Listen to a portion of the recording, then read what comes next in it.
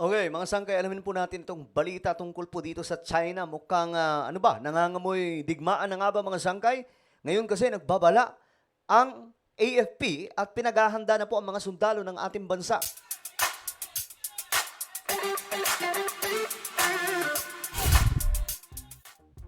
Hello, what's up mga sangkay? This is me. I'm back for another vlog today. Kamusta po? At ito nga po mga sangkay, ito ay nakaka-alarma no, kung ano man ang totoo tungkol po dito. Kasi ang general ng Armed Forces of the Philippines, mayroon pong sinabing dapat paghandaan na ng mga military. Ano ba ang mayroon mga sangkay? Mayroon bang pag-atake na gagawin na ang China? Nangangamoy digmaan na ba ito? Kasi para po sa inyong kaalaman, mayroon po yan silang mga intel na mga tago lamang. Hindi alam ng China. Ganun din po yung China mga sangkay. Kaya may mga pagkakataon na nalalaman po nila ang mga hidden agenda. Alamin po natin yan mga sangkay. Anyway, bago tayo magsimula, paki-subscribe po muna yung ating YouTube channel. Ayan, tayo po ay 1.4 road to 2 million subscribers na. So kung gusto nyo mapabilang sa dumaraming mga solid sangkay, i-click nyo lamang po yung subscribe button na makikita po sa baba ng video na to. I-click nyo po yung bell at i-click nyo po yung all. At sa mga nanonood naman po sa Facebook, i-follow nyo po yung ating Facebook page. Alright? So, shoutout po sa lahat ng mga nanonood ngayon. Okay. Very interesting mga sangka itong topic natin ngayon. At medyo nakakagulat. Ito kasi ang balita. AFP chief. Ito. Pinaghahanda na daw ang mga sundalo sa posibilidad ng Taiwan invasion. Ngayon, may mga nakita po ako mga sangkay, mga comment. Sabi po ng mga Pinoy na naroon sa Taiwan, okay lang kami dito. Huwag kayong mag-alala. Try po natin panoorin po itong balita mga sangkay. Kasi nakakagulat lang bakit ganito yung klaseng mensahe. Patuloy ang panggigit-git ng China sa Taiwan bilang babala umano ng Beijing sa sinusulong na Taiwan independence. Okay. Ito yung hindi po tayo aware ngayon mga sangkay. Pero siguro sa susunod nating vlog, titingnan po natin. Kasi ang Taiwan pala ngayon, actually nakita ko yun nakaraan mga sangkay. Hindi ko na lamang po na naipakita sa inyo na may ginagawa na po yung China ngayon na panggigipit na sa Taiwan. Sa paligid po mismo ng Taiwan. Yung military po nila. So, ano bang kasunod dyan? Magkakaroon ba ng gera? Kaugnay niyan, sinabi ni Armed Forces of the Philippines Chief of Staff General Romeo Browner Jr. na mahalagang mapaghandaan ng Pilipinas ang posibleng pagsakop sa Taiwan. Ang detalye sa balitang pambansa ni Patrick De Jesus ng PTV Manila. Muling pinaligiran ng Army, Navy, Air at Rocket Force ng China ang Taiwan sa isang military drill. Ayan na, mga sangkay, nagkaroon na naman pala ng military drill. Actually, ginagawa po yan ng China mga sangkay. Ang tingin ko dito, parang pinagpapraktisan na po nila. Tapos at any moment, bigla po nilang sasakupin muli sa kanilang kamay ang Taiwan. Kasi ang Taiwan, desidido po talaga sila na umalis na po sa pamamahala o sa authority ng China. Isinagawa ito ng Beijing bilang babala raw sa isinusulong na Taiwan independence. Ayon sa Ministry of National Defense ng Taiwan, na-detect ngayong Martes ang 19 na warship na Grabe, 19 na warship, mga sangkay, ganyang karami. 19 na warship ng China. Kaya naman pala mga sangkay, ganito po yung babala. Kasi, alam nyo, marami po mga Pilipino sa Taiwan. So, just in case na magkakaroon po ng pag-atake itong China, di talagang may kalalagyan, mga sangkay. At ang lapit lang po niyan sa Pilipinas. ng People's Liberation Army Navy. Binabantayan din ng Taiwan ang Shandong aircraft carrier ng China na pumasok sa kanilang response zone Nako. mula pa noong March 29.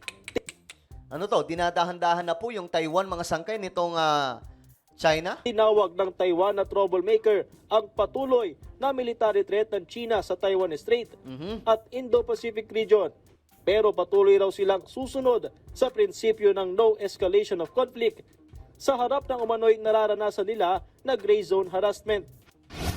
Sa ika-38 anibersaryo ng AFP Northern Luzon Command ngayong araw, muling binigyang diin ni AFP Chief of Staff General Romeo Browner Jr.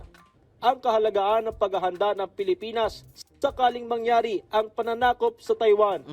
Sabi ni Browner, bahagi ito ng pag-shift ng militar sa territorial defense, kung saan ang NORDCOM ang nagsisilbing frontliner sa hilagang bahagi ng bansa. But let me give you this challenge. Ayan na, mga sangkay, ang general ng Armed Forces of the Philippines. This further challenge.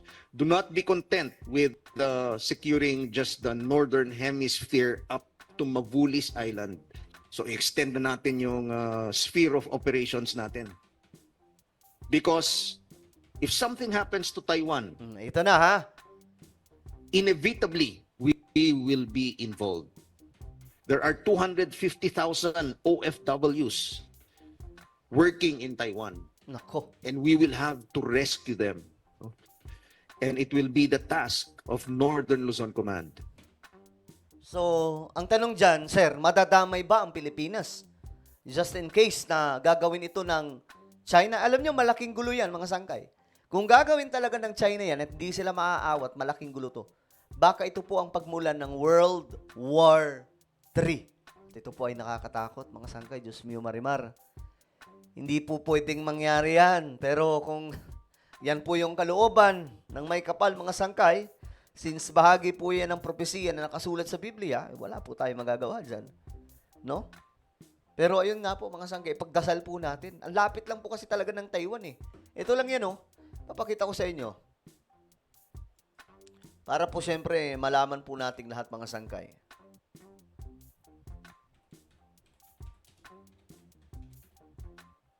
Ito. Napakalapit lang po talaga niyan. Ito lang yung Taiwan, oh. Kita niyo yan, mga sangkay? Ito yung Taiwan, ito yung Pilipinas. O, ito para mas maano. Ayan, ito yung China eh. Kung atake po yung China sa Taiwan, ayan po, sobrang lapit lang. Tapos dito sa atin, mga sangkay, napakalapit lang din. Nasa Luzon area. Malaking gulo to kapag nangyari. Baka umabot sa punto na magkaroon ng World War III. Alangan naman pabayaan ng Taiwan, ng India, ng Japan, mga sangkay. Sigurado magkakaroon ng gulo dyan. Gera talaga to kung gera, mga sangkay.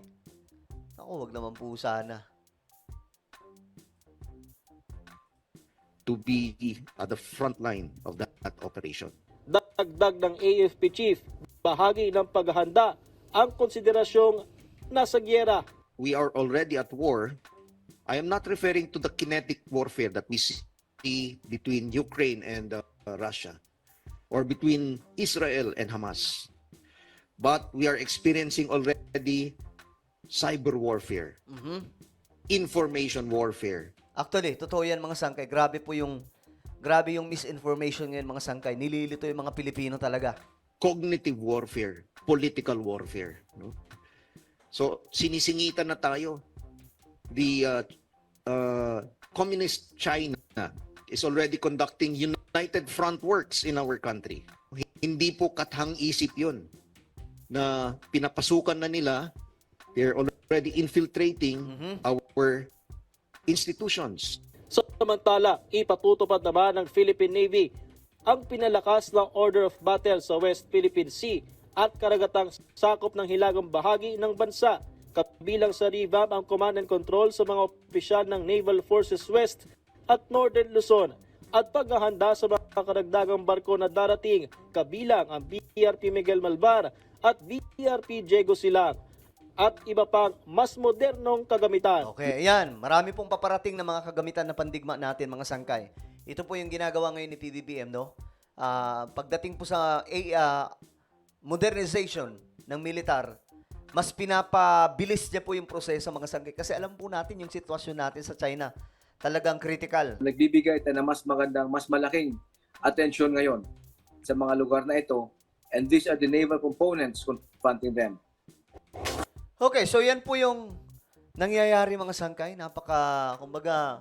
Napaka-delikado na ito dahil sa isang idlap lamang pwede pong mangyari ang digmaan. Well, ano sa tingin niyo, mga sangkay? Anong inyong opinion? Ako, hindi na rin po ako mahugulat kasi nakasulat naman po ito sa Biblia eh. Pero sana, mga sangkay, maagapan pa po ito, no? Magawan pa po ito ng solusyon na hindi po tayo umabot doon. Ano po ang inyong opinion sa ating napag-usapan ngayon? Just comment down below. Meron po tayong YouTube channel, Sangkay Revelation. Hanapin niyo po ito sa YouTube. Kapag nakita niyo na, i-click niyo po yung subscribe, i-click ang bell, at i-click niyo po yung all. Ako na po ay magpapaalam. Mag-iingat pong lahat. God bless everyone.